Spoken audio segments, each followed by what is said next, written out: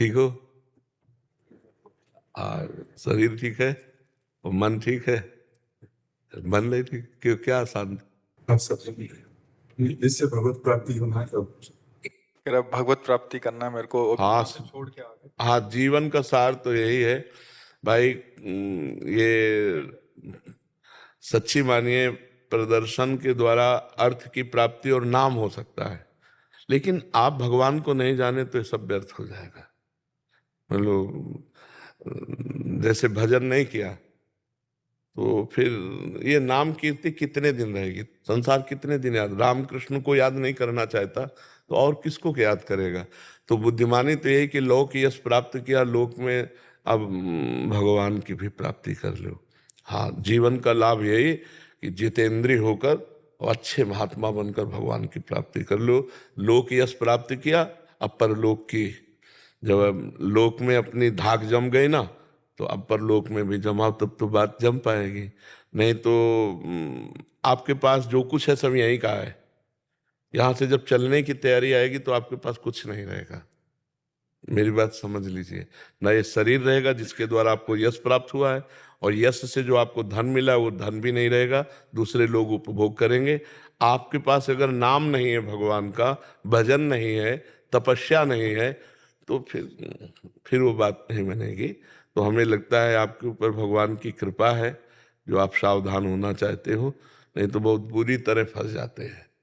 बहुत बुरी तरह यश कीर्ति के एक ऐसा जाल होता है, अब उसके नीचे उतर नहीं सकता है।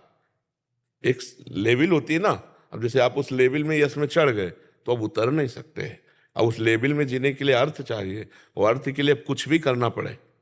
फिर आदमी क्या करता है? अपनी लेवल बचाने के लिए, पोजीशन बचाने के लिए कुछ भी करना, बस इसी में जीवन व्यतीत हो जाता है।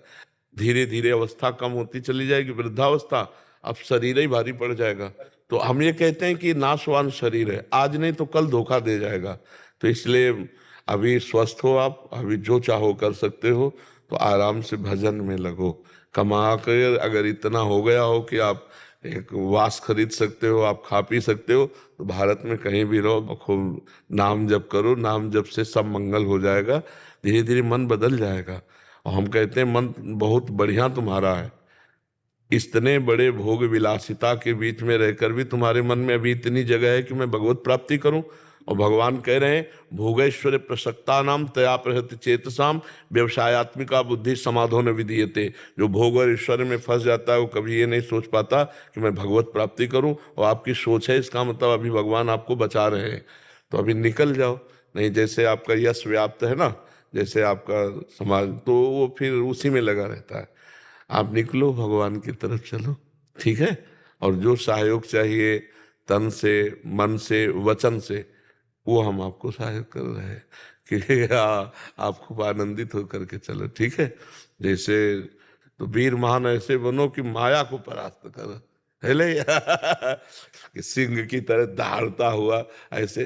तो अब माया को पछाड़ो, है ले अभी माया के लिए पछाड़ा नहीं, माया के लिए ही तो है। यश कीर्ति रुपया पैसा ये सब माया के लिए पछाड़ा, अब माया को पछाड़ो भगवान के लिए कि अब मुझे भगवान चाहिए, सब छोड़ता हूँ, संसार का सब राग छोड़ता हूँ। अब तो भी संत भी बनोगे ना तो वीर ही महान बनोगे। नहीं तो आप ये समझो कि भगवान की विशेष कृपा है। पैंट शर्ट में भी संत होता है। संत का मतलब थोड़ी होता है कि हमारी तरह भेष ही धारण कर ले तो संत होता है, नहीं, ऐसे भी संत होता है। आचरण, भगवत चिंतन, उद्देश्य, उसे ही संत कहते हैं।